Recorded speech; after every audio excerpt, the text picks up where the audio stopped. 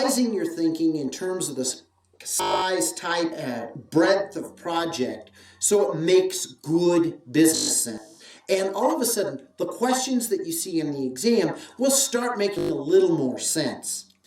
Let's start with some freebies then. What do the letters PMP actually mean? They stand for Project Management Professional. And it's probably a good idea that you know what the letters on the credential you're going after actually stand for. PMI lists a number of research-based benefits of actually being a PMP. PMI studies have shown that people who carry the PMP designation typically make more money than those that do not. They've also found that having the PMP shows a knowledge of an internationally accepted standard. You see, that PMBOK guide and the standards espoused by PMI are the American National Standards Institute's baseline standard for the field of project management. What we're also seeing in the real world is having that PMP designation is becoming required by more and more organizations. So how do you actually become a PMP? So what does the process look like to become actually a PMP? You begin by needing to have work experience. This is real-world experience leading projects. However, PMI does not require you to have actually had the title of project manager.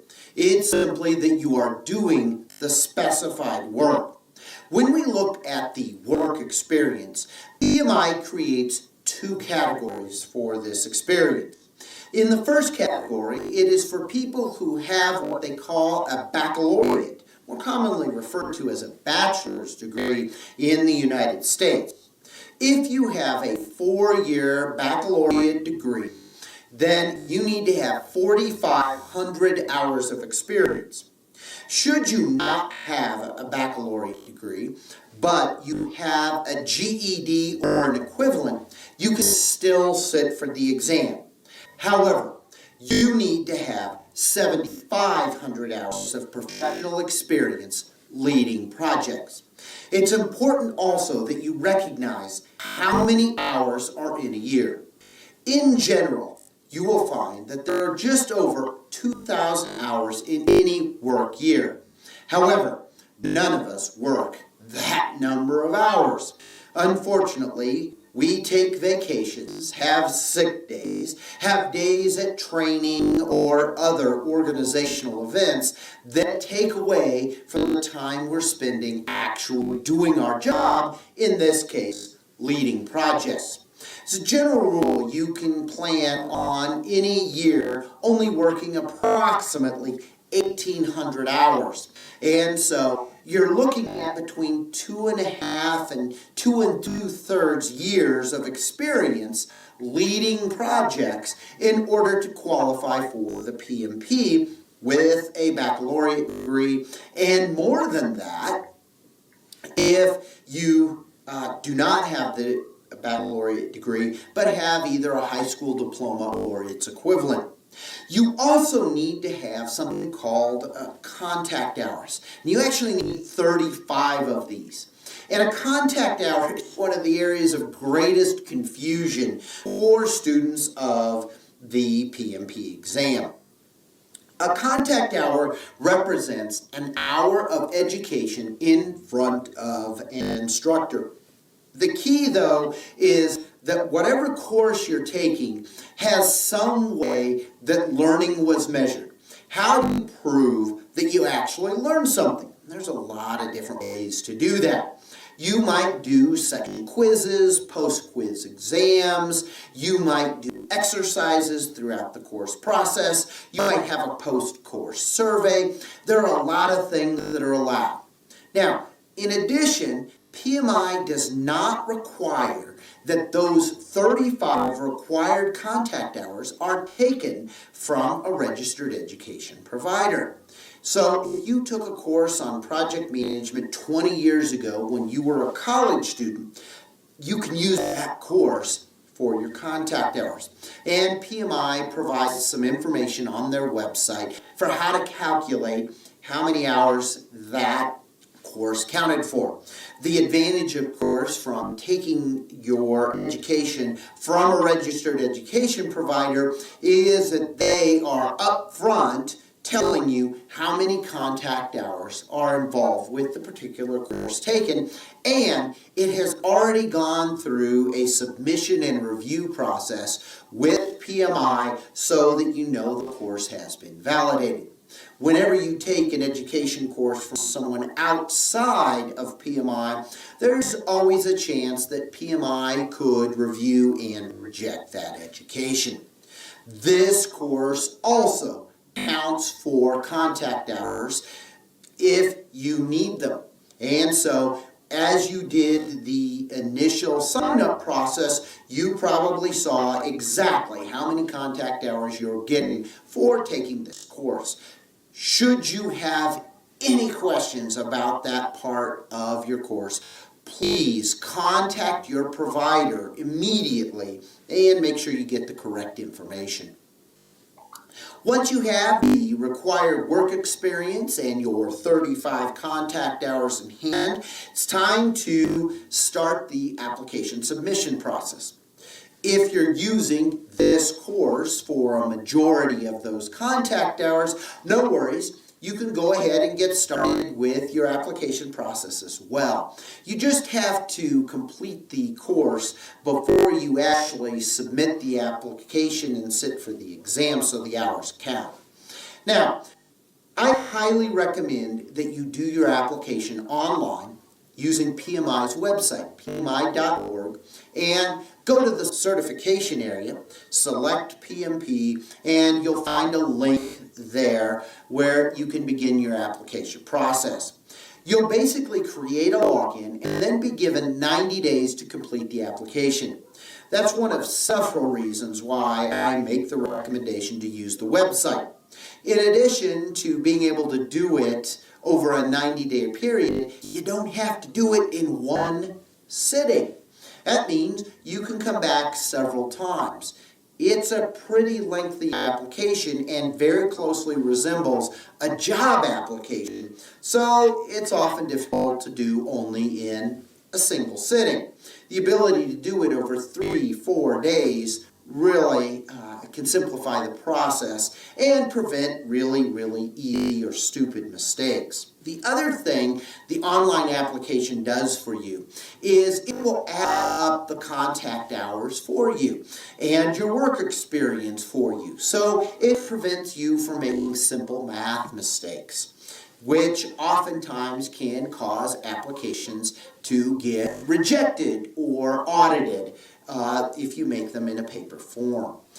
Because of that, do the online exam.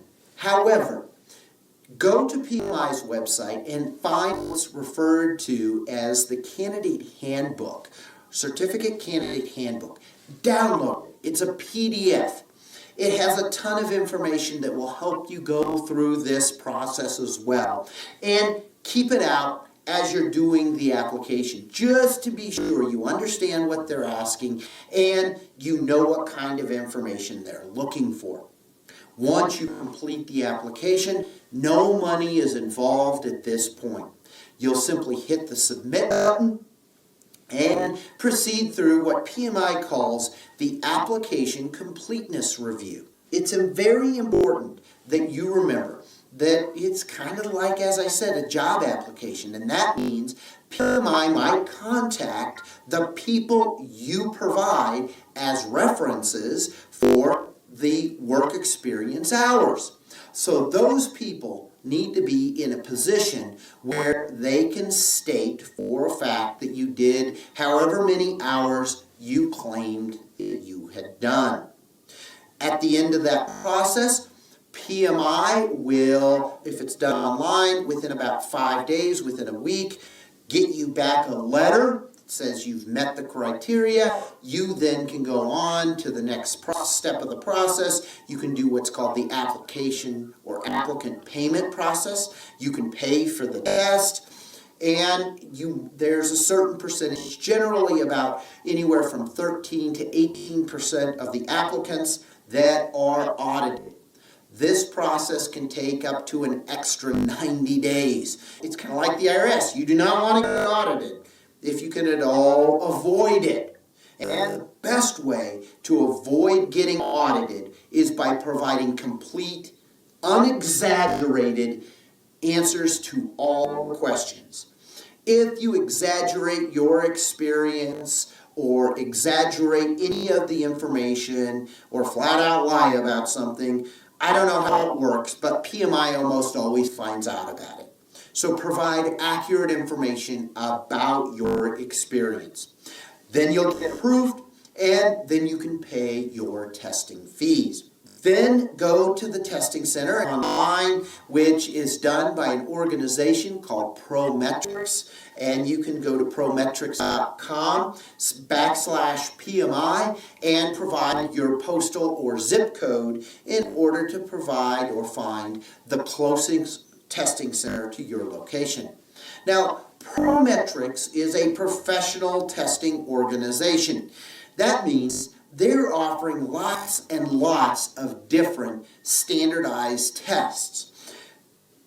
That when you try to schedule your exam, that means there are a bunch of other people out there trying to schedule other tests in addition to the ones offered by PMI at that specific location. Therefore, you need to assume that it's going to take you at least 2 weeks to get into the testing center. You can't schedule a test generally for tomorrow and get into a testing center.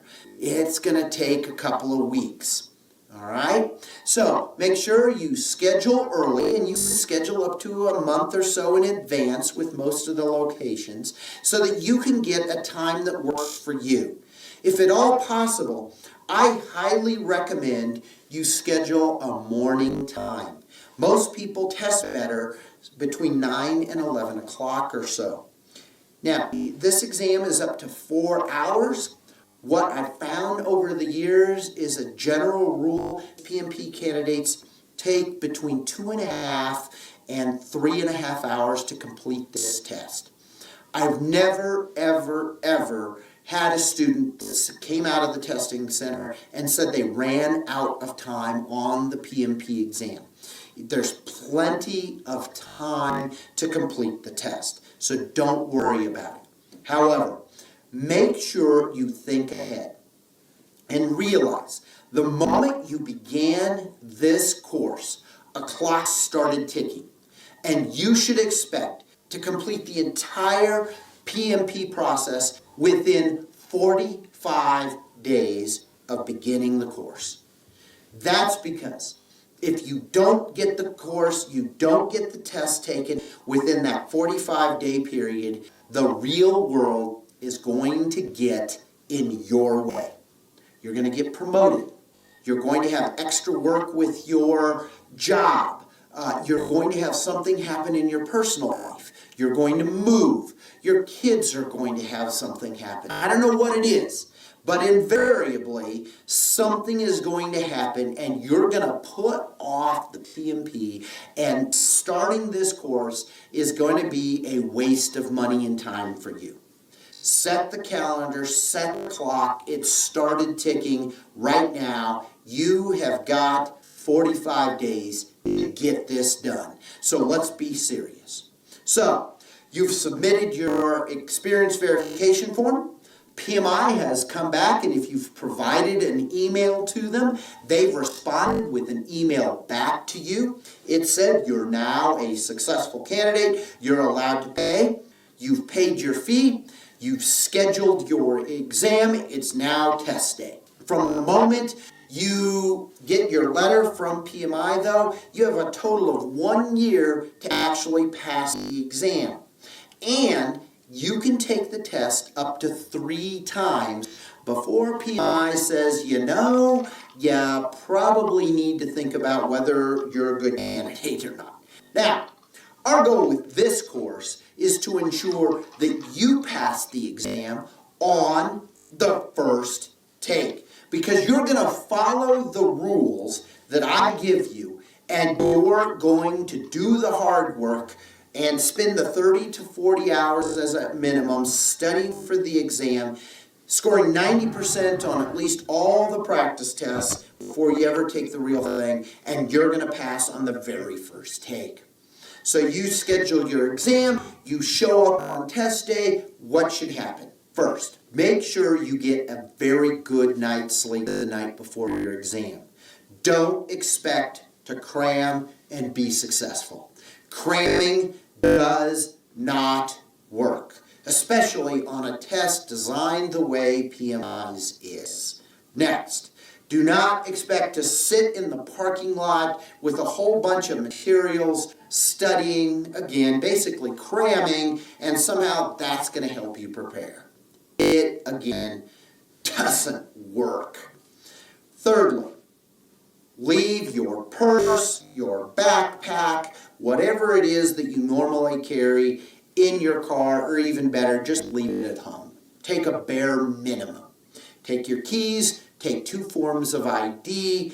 One has to be a government-issued picture ID, and head into the testing center. Once you get into the testing center, most of them provide either lockers or cubbies for any stuff that you've brought in with you, but everything you have must be put into that either cubby or locker, and the testing center isn't responsible for your stuff. So if it gets stolen or gets broken or whatever it is, they're not responsible. You're on your own. So again, I highly recommend just leave it behind. You'll be better off for it. You show your picture ID. Many of these testing centers are going to wand you and make sure you're not carrying anything else. You definitely won't be allowed to take your cell phone in with you. I also recommend you use the restroom before you go into the testing center, even though most of the testing centers will allow you a single bathroom break as part of the testing process. Now, once you get in there, you've been wanded. They've made sure you don't have anything else with you. You will be given scratch paper and a pencil that you can use as you go into the test. You will also, if you need it, be allowed to take in a simple, non-scientific calculator. Most people don't need that anymore on the test. Don't worry about it too much. You can get away without it as a general rule. You can use your scratch paper and you'll be fine.